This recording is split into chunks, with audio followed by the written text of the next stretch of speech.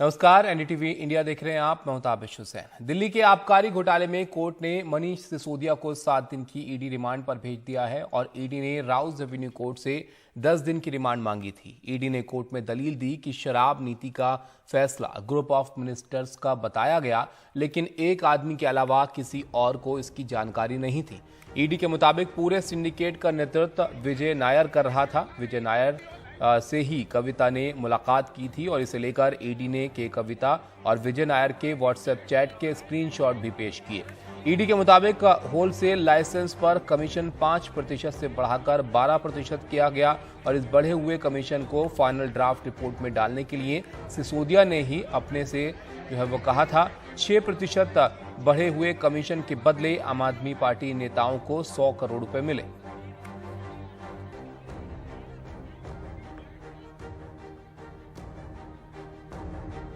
देखिए, ये साफ जाहिर हो रहा है कि नरेंद्र मोदी जी की और भारतीय जनता पार्टी की मंशा मनीष सिसोदिया को जेल में रखने की है। आप मुझे बताइए, 14 घंटे सीबीआई ने उनके घर पे छापेमारी की, कुछ नहीं मिला। गांव में छापेमारी की, कुछ नहीं मिला। दफ्तर में छापेमारी की, कुछ नहीं मिला। बैंक में छापेमारी की, कुछ नहीं मिला। 5 दिन सीबीआई ने पूछताछ कर ली, कुछ नहीं मिला। 2 दिन फिर सीबीआई ने पूछताछ कर ली, कुछ नहीं मिला।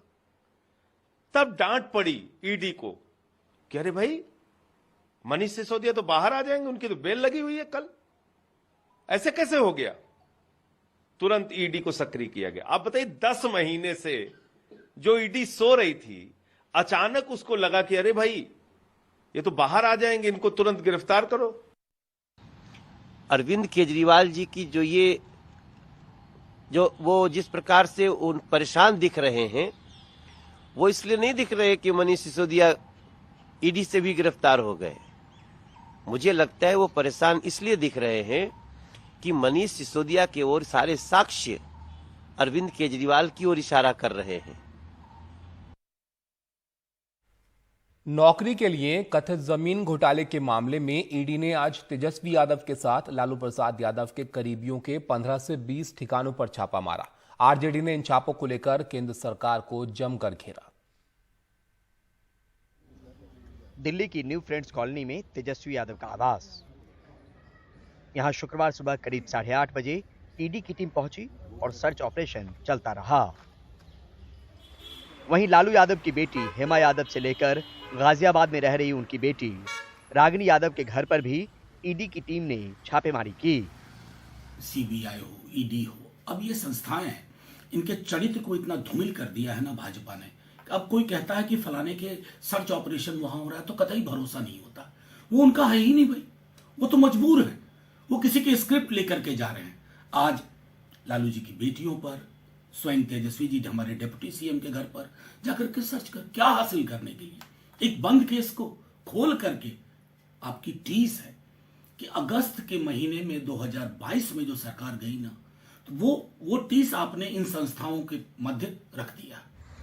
ईडी यानी प्रवर्तन निदेशालय से मिली जानकारी के मुताबिक ये रेड देश के अलग अलग जगहों पर लालू यादव के रिश्तेदार और उनके करीबियों के 15 से 20 लोकेशन पर की गई।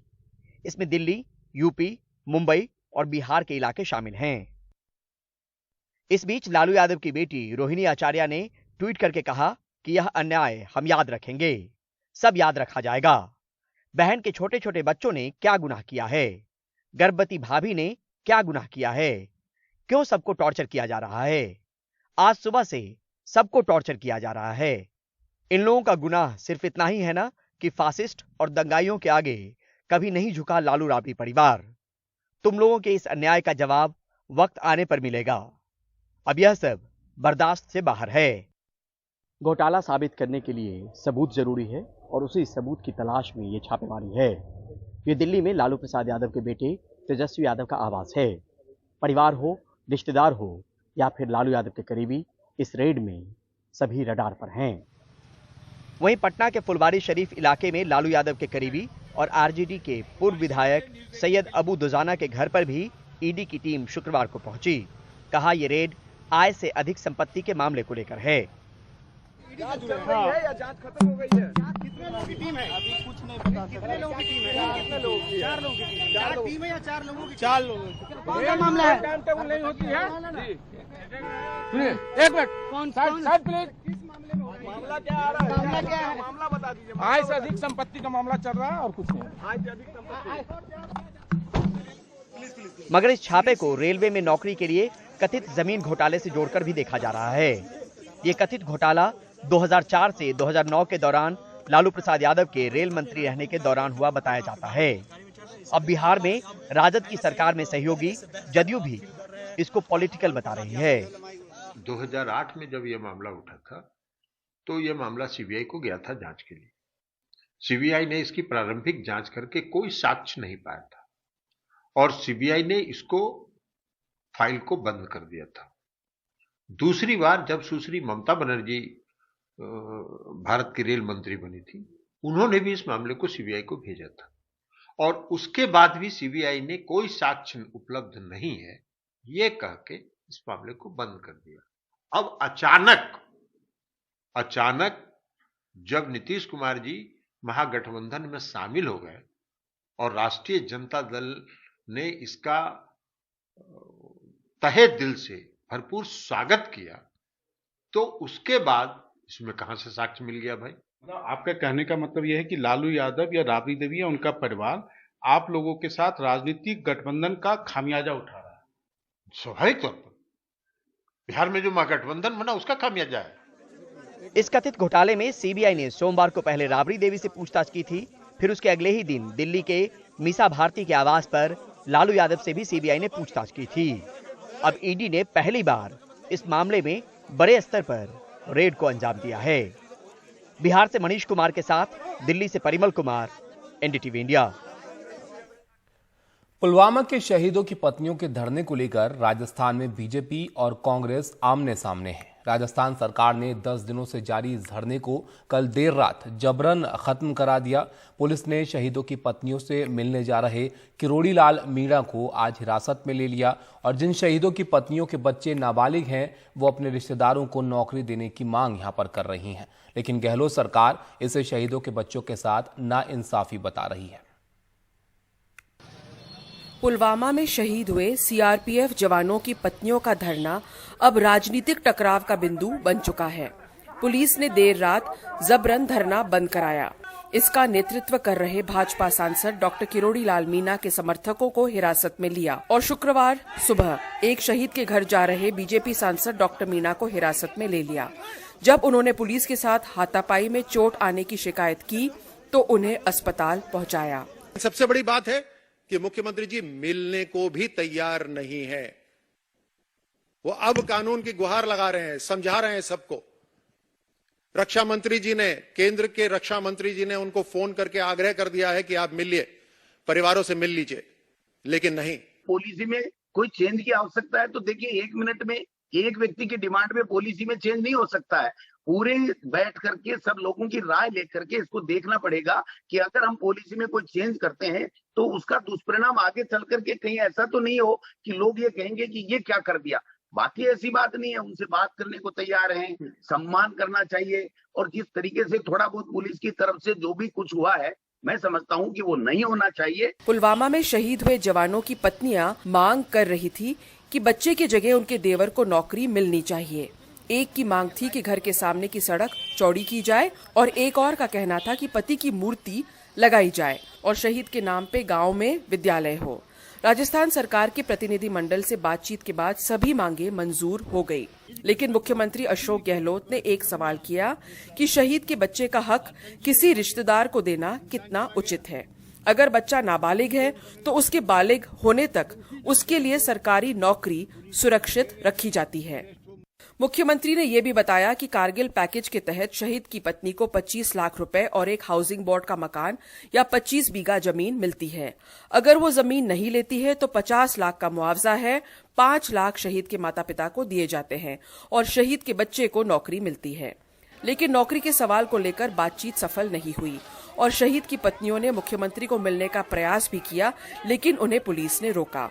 अब जब धरना जबरन उठा लिया गया है तो राजनीतिक टकराव तय है और ऐसे में बीजेपी ने पूरे राज्य में इसको लेकर धरना प्रदर्शन का ऐलान किया है। जयपुर से हर्षा कुमारी सिंह, एनडीटीवी इंडिया।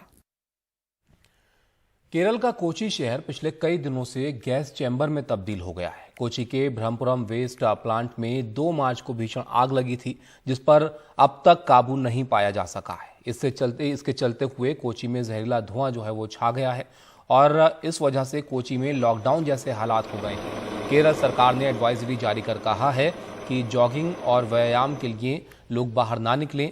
बाहर निकलने पर N95 मास्क पहनने की सलाह दी गई है।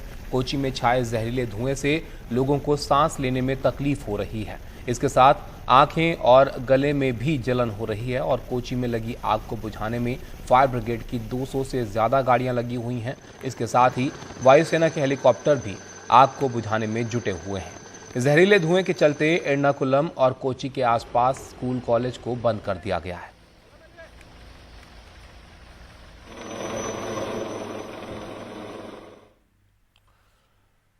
होली के दौरान एक वीडियो सोशल मीडिया पर तेजी से वायरल हो रहा है। इस वीडियो में एक विदेशी लड़की के साथ कुछ लोग जबरन होली खेल रहे हैं, उसके सिर पर अंडा फोड़ दे रहे हैं। वीडियो में लड़की परेशान भी नजर आ रही है और इस वीडियो पर संज्ञान लेते हुए अब दिल्ली की सेंट्रल डिस्ट्रिक्ट पुलिस ने जांच शुरू कर दी है। वीडियो में दिख रहा इलाका पहाड़गंज हो सकता है और पुलिस जांच कर रही है कि ऐसी घटना हुई है या ये वीडियो पुराना है। पहाड़गंज पुलिस को भी किसी तरह के गलत व्यवहार की शिकायत या कॉल नहीं मिली है। पुलिस ने जापान के दूतावास को मेल कर लड़की की पहचान करने और जानकारी देने को कहा है।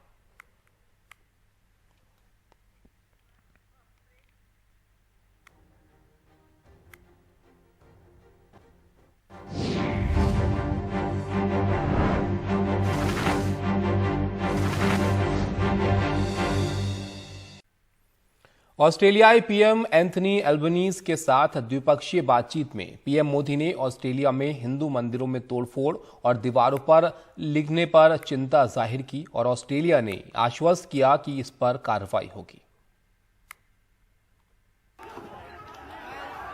ये ऑस्ट्रेलिया के वो मंदिर हैं जिनमें पिछले महीनों में तोड़फोड़ की गई और उनकी दीवारों पर नारे लिखे गए। आरोप खालिस्तान समर्थकों पर है। अब ऑस्ट्रेलियाई पीएम एंथनी एल्बनीजी के भारत दौरे में द्विपक्षीय वार्ता के दौरान पीएम मोदी ने ये मुद्दा उठाया, जिस पर पीएम एल्बनीजी ने आश्वासन दिया कि कार्रवाई की जाएगी। यह खेद का विषय है कि पिछले कुछ सप्ताहों से ऑस्ट्रेलिया में मंदिरों पर हमलों की खबरें नियमित रूप से आ रही है। स्वाभाविक है कि ऐसे समाचार भारत में सभी लोगों को चिंतित करते हैं, हमारे मन को व्यथित करते हैं। हमारी इन भावनाओं और चिंताओं को मैंने प्रधानमंत्री एल्बनीजी के समक्ष रखा और उन्होंने मुझे आश्वस्त किया है कि भारतीय समुदाय की सेफ्टी उनके लिए विशेष प्राथमिकता है। ऑस्ट्रेलिया ने भारत को अहम सुरक्षा पार्टनर बताया है और गहन होते सहयोग की भी बात कही है। Prime Minister Modi and I discussed the increasingly uncertain global security environment and committed to strengthening the Australia-India defence and security partnership to address shared challenges and work towards an open, stable and prosperous Indo-Pacific.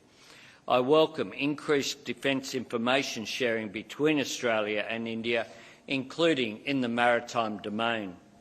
दोनों देशों के बीच और भी मुद्दों पर अहम बातचीत हुई, जिनमें खास बिंदु हैं भारत मालाबार सैन्य अभियान में हिस्सा लेगा, इंडो पैसिफिक क्षेत्र में समुद्री सुरक्षा और आपसी रक्षा और सुरक्षा सहयोग, विश्वस्त और मजबूत वैश्विक सप्लाई चेन्स, समग्र आर्थिक सहयोग समझौता, शैक्षिक योग्यता की परस्पर मान्यता के लिए एक प्रक्रिया पर हस्ताक्षर।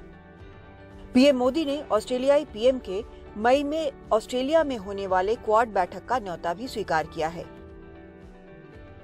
दिल्ली से Kadambini Sharma, NDTV India.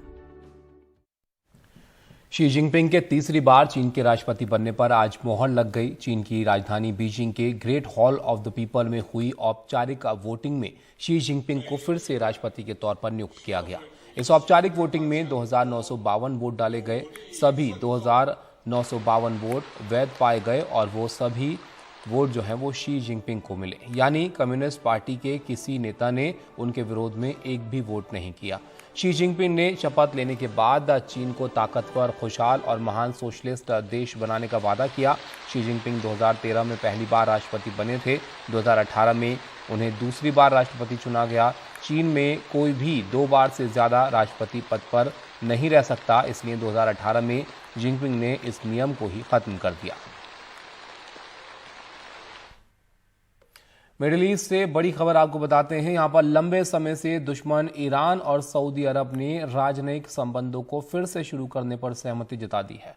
Saudi अरब और ईरान के बीच ये सहमति चीन के नेतृत्व वाली वार्ता के बाद बनी है। सऊदी अरब और ईरान अब एक दूसरे के देशों में दूतावास खोलेंगे।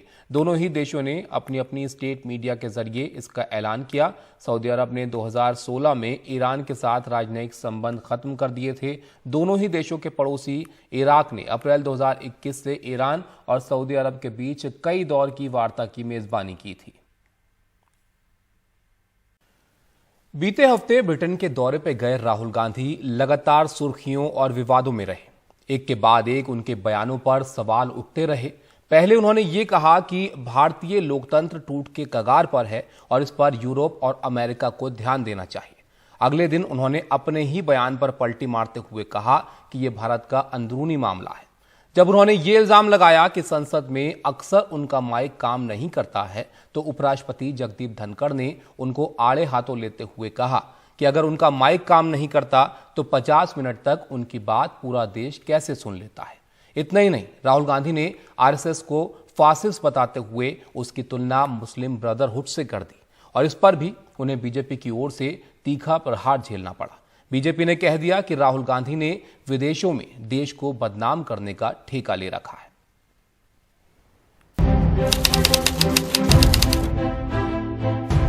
It is quite strange that an Indian political leader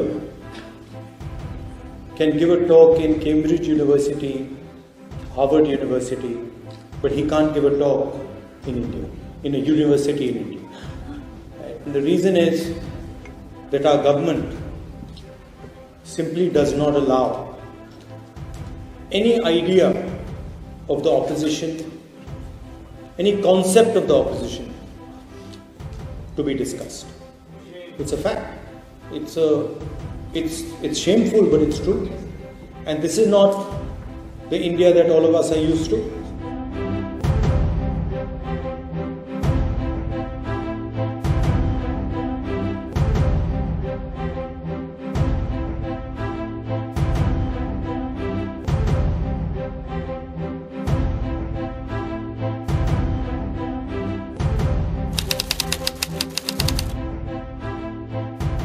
How can I sanctify a statement that mics in Indian Parliament are put off?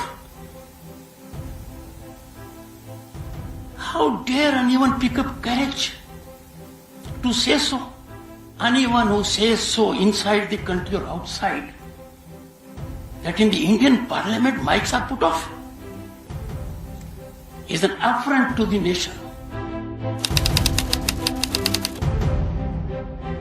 Well, how would you react if something, a structure 3.5 times Europe suddenly went non-democratic?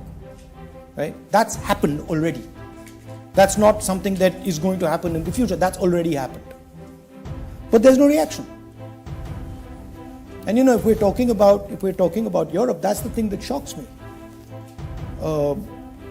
There's no reaction.